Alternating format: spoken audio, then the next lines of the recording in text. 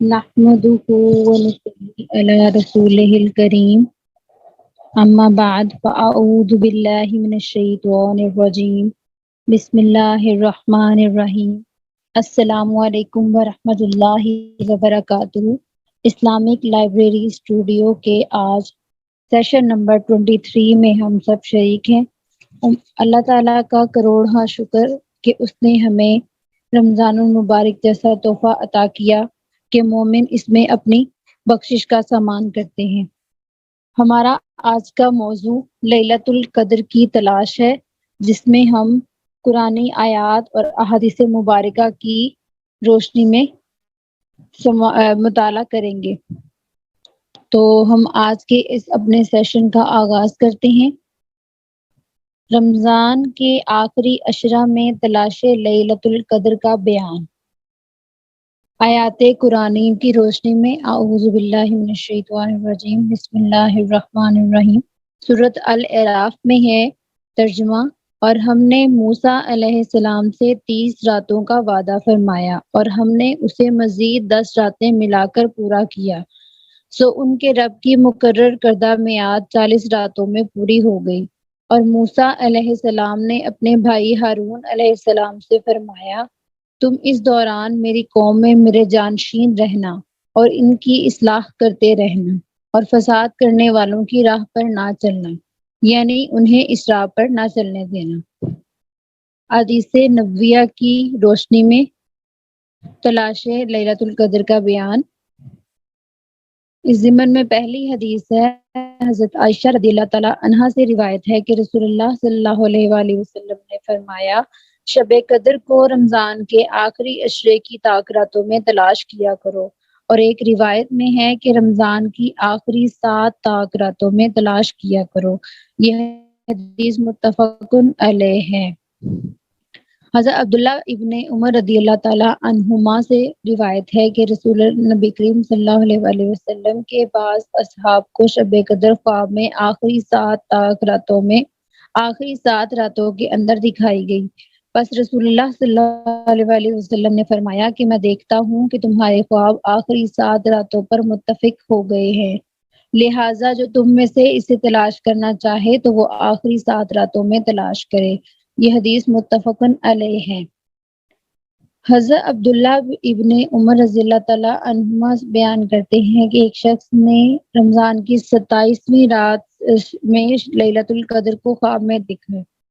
حضور نبی اکرم صلی اللہ علیہ وآلہ وسلم نے فرمایا، میں دیکھتا ہوں کہ تمہارا خواب آخری 10 دنوں میں واقع ہوا ہے، پس لیلۃ القدر کو آخری عشرہ کی طاق راتوں میں تلاش کرو۔ اس حدیث کو امام مسلم اور ابو یعلا نے روایت کیا ہے۔ حضرت ابو سعید خدری رضی اللہ تعالیٰ عنہ سے روایت ہے کہ ہم نے حضور نبی اکرم صلی اللہ علیہ وآلہ وسلم کے ساتھ رمضان کے درمیانی عشرے میں اعتکاف کیا۔ آپ صلی اللہ علیہ وآلہ وسلم 20 تاریخ کو صبح کو باہر تشریف لے گئے اور خطبہ دیتے ہوئے فرمایا، مجھے شب قدر دکھائی گئی لیکن میں اسے بھول گیا یا وہ مجھے بھلا دی گئی، بس اسے رمضان کے آخری عشرے میں کی طاق راتوں میں تلاش کرو۔ اور میں نے دیکھا کہ میں پانی اور مٹی میں سجدہ کر رہا ہوں، بس جس نے اللہ صلی اللہ علیہ وآلہ وسلم کے ساتھ اعتکاف کیا اسے لوٹ جانا چاہیے۔ جس نے رسول اللہ صلی اللہ علیہ وآلہ وسلم کے ساتھ اعتکاف کیا اسے لوٹ جانا چاہیے۔ ہم لوٹ گئے اور ہمیں آسمان میں کوئی بادل نظر نہیں آتا تھا، چنانچہ ایک بدلی آئی اور برسنے لگی، یہاں تک کہ مسجد کی چھت ٹپکنے لگی جو کھجور کی شاخوں کی تھی۔ نماز قائم کی گئی تو میں نے رسول اللہ صلی اللہ علیہ وآلہ وسلم کو پانی اور مٹی میں سجدہ کرتے ہوئے دیکھا، یہاں تک کہ مٹی کا نشان میں نے آپ صلی اللہ علیہ وآلہ وسلم کی پیشانی میں دیکھا۔ اس حدیث کو امام بخاری اور ابو یعلا نے روایت کیا ہے۔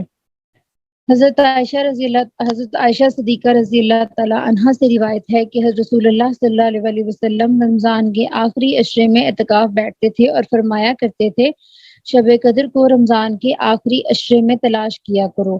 اس حدیث کو امام بخاری اور ترمذی نے روایت کیا ہے۔ حضرت عبداللہ ابن عباس رضی اللہ تعالیٰ عنہما سے روایت ہے کہ حضور نبی اکرم صلی اللہ علیہ وآلہ وسلم نے فرمایا، اسے یعنی شب قدر کو رمضان کے آخری عشرے میں تلاش کرو۔ شب قدر 9 راتیں باقی رہنے پر ہے، یا 7 باقی رہنے پر، یا 5 باقی رہنے پر۔ اس حدیث کو امام بخاری اور بہقی نے روایت کیا ہے۔ حضرت زر بن حبیش علیہ رحمۃ اللہ جو اکابر تابعین میں سے ہیں بیان کرتے ہیں کہ میں نے حضرت ابی بن کعب رضی اللہ تعالیٰ عنہ سے کہا کہ آپ کے بھائی عبداللہ بن مسعود رضی اللہ تعالیٰ عنہ فرماتے ہیں جو شخص تمام سال قیام کرے گا وہ لیلۃ القدر کو پا لے گا۔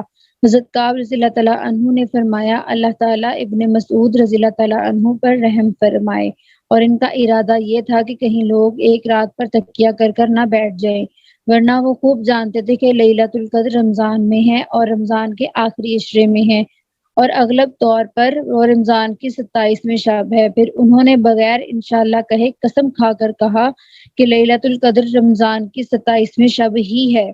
میں نے کہا اے ابو المنذر، تم یہ بات اتنے یقین سے کس وجہ سے کہہ رہے ہو؟ انہوں نے کہا اس دلیل یا اس نشانی کی بنا پر جو رسول اللہ صلی اللہ علیہ وسلم نے ہمیں بتائی ہے، اور وہ یہ ہے کہ اس رات کے بعد جب سورج طلوع ہوتا ہے تو اس میں شعاعیں نہیں ہوتی۔ اس حدیث کو امام مسلم نے روایت کیا ہے۔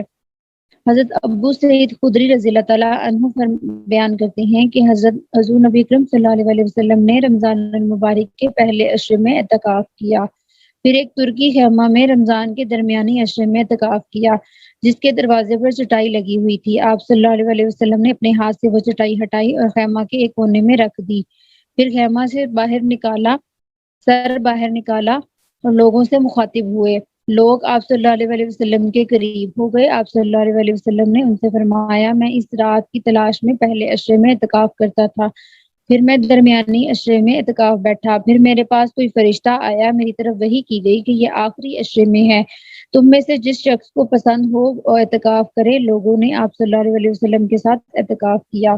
اس حدیث کو امام مسلم اور ابن حبان نے روایت کیا ہے۔ عینہ بن عبد الرحمن فرماتے ہیں مجھ سے میرے والد نے بیان کرتے ہوئے فرمایا میں نے ابو بکرہ کے پاس لیلۃ القدر کا ذکر کیا تو انہوں نے فرمایا میں اسے تلاش نہیں کرتا، کیونکہ میں نے حضور نبی اکرم صلی اللہ علیہ وسلم سے ایک بات سنی۔ آپ نے فرمایا آگاہ رہو، وہ رمضان کے آخری عشرہ میں ہے۔ نیز میں نے سنا آپ صلی اللہ علیہ وسلم نے فرمایا اسے تلاش کرو جب 9 یا 7 یا 5 یا 3 راتیں یا آخری رات باقی رہ جائے۔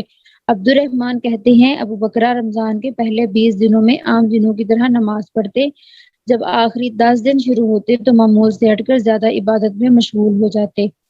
اس حدیث کو امام ترمذی اور احمد نے روایت کیا ہے، اور امام ترمذی فرماتے ہیں کہ یہ حدیث حسن صحیح ہے۔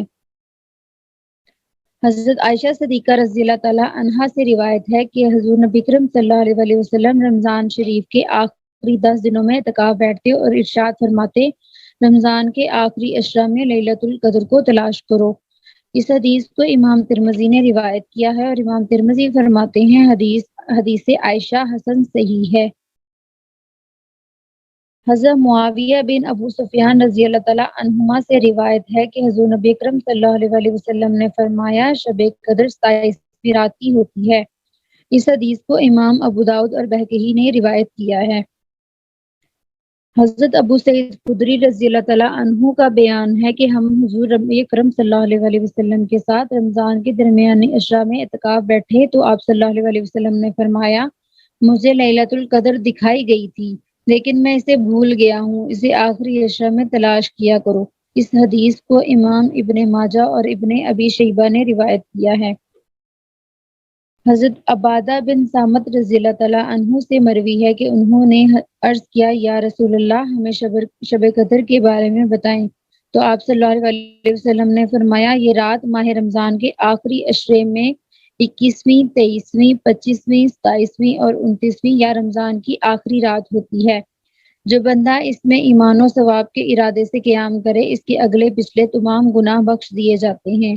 اس حدیث کو امام احمد اور طبرانی نے روایت کیا ہے۔ حضرت عبداللہ بن عباس رضی اللہ تعالیٰ عنہما سے روایت ہے کہ ایک شخص حضور نبی اکرم صلی اللہ علیہ وسلم کے پاس حاضر ہوا اور عرض کیا اے اللہ کے نبی میں ایک ضعیف اور بیمار آدمی ہوں، میرے لیے طویل قیام بہت مشکل ہے، لہٰذا میرے لیے کسی ایسی رات میں قیام کا حکم فرمائیں کہ جس میں اللہ تعالیٰ مجھے لیلۃ القدر عطا فرما دے۔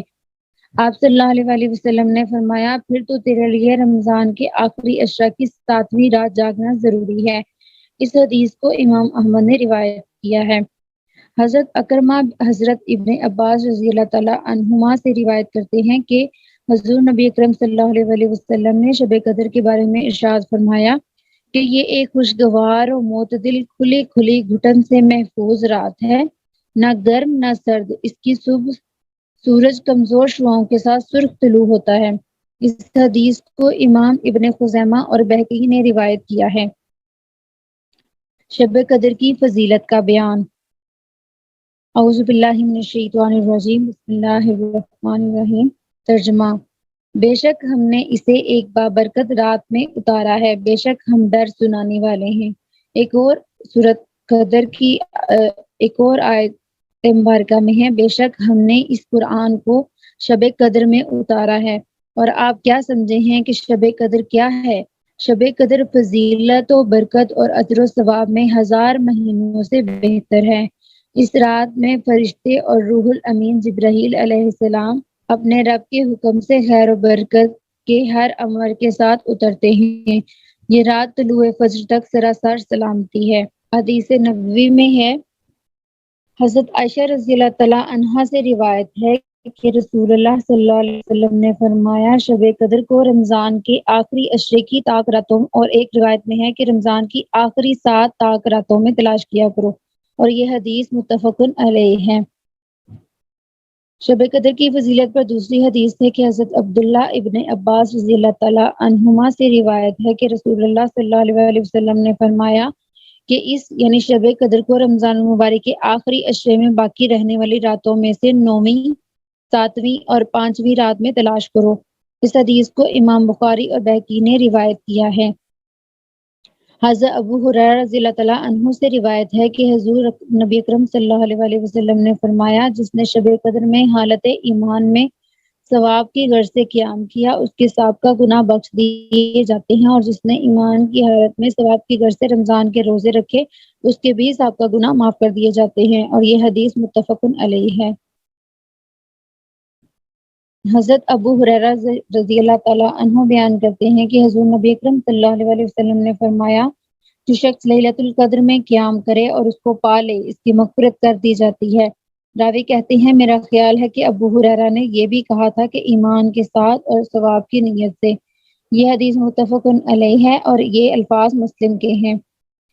حضرت عائشہ رضی اللہ تعالیٰ عنہا سے روایت ہے، فرماتی ہیں کہ میں نے عرض کیا، یا رسول اللہ، بتائیے اگر مجھے شب قدر معلوم ہو جائے تو میں اس میں کیا دعا مانگوں؟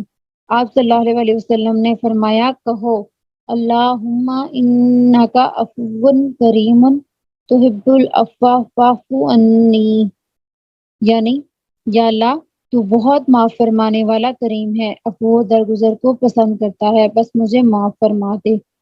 اس حدیث کو امام ترمذی، احمد اور نسائی نے روایت کیا ہے۔ نیز امام ترمذی کہتے ہیں کہ یہ حدیث حسن صحیح ہے۔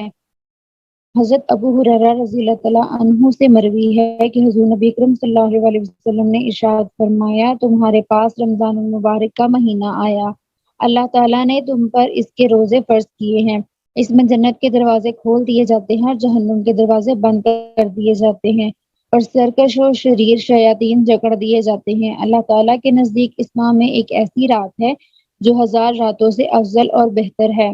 جو اس رات کی خیرات اور برکات سے محروم کر دیا گیا، گویا وہ ہر خیر سے محروم کر دیا گیا۔ اس حدیث کو امام نسائی اور ابن ماجہ نے روایت کیا ہے۔ حضرت انس بن مالک رضی اللہ تعالیٰ عنہ بیان کرتے ہیں کہ جب رمضان مبارک کا مہینہ آیا تو حضور نبی اکرم صلی اللہ علیہ وسلم نے فرمایا، یہ جو مہینہ تم پر آ گیا ہے، اس میں ایک ایسی رات ہے جو 1000 مہینوں سے افضل ہے۔ جو شخص اس رات کی خیرات و برکات سے محروم کر دیا گیا، وہ گویا تمام خیر سے محروم کر دیا گیا، اور سے محروم صرف وہی شخص کیا جاتا ہے جو اصلاً ہر خیر سے محروم ہو۔ اس حدیث کو امام ابن ماجہ نے روایت کیا ہے۔ حضرت امام مالک رضی اللہ تعالیٰ عنہ سے روایت ہے کہ انہوں نے ثقہ یعنی قابل اعتماد اہل علم کو یہ کہتے ہوئے سنا کہ حضور نبی اکرم صلی اللہ علیہ وسلم کو سابقہ امتوں کی عمریں دکھائی گئیں۔ یا اس بارے میں جو اللہ تعالیٰ نے چاہا دکھایا، تو آپ صلی اللہ علیہ وسلم نے اپنی امت کی عمروں کو چھوٹا خیال فرمایا کہ وہ کم عمروں کی وجہ سے اس قدر کثیر اعمال نہ کر سکیں گے جس قدر دیگر امتوں کے افراد اپنے طوالت عمری کی وجہ سے کر پائیں گے۔ تو اللہ تعالیٰ نے آپ صلی اللہ علیہ وسلم کو شب قدر عطا فرما دی جو 1000 مہینوں سے بھی افضل ہے۔ اس حدیث کو امام مالک اور بہقی نے روایت کیا ہے۔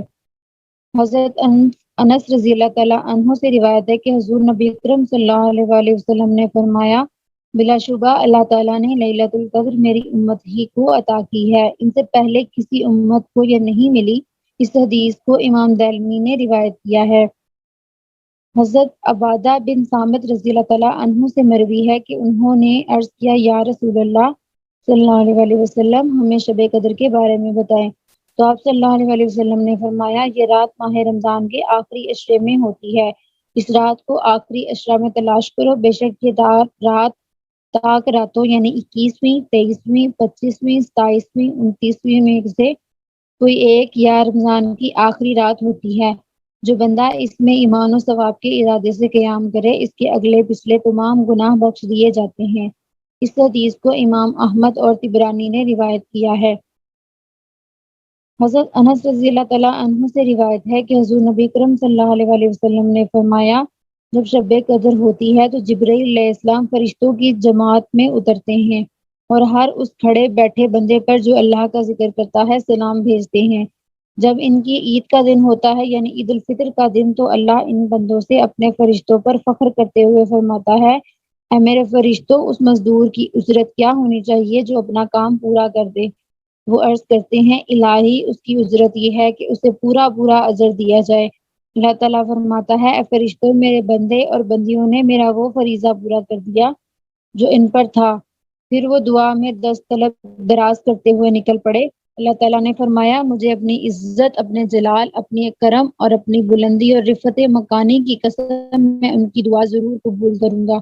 پھر اپنے بندوں سے فرماتا ہے، لوٹ جاؤ، میں نے تمہیں بخش دیا اور تمہاری برائیوں کو نیکیوں میں بدل دیا۔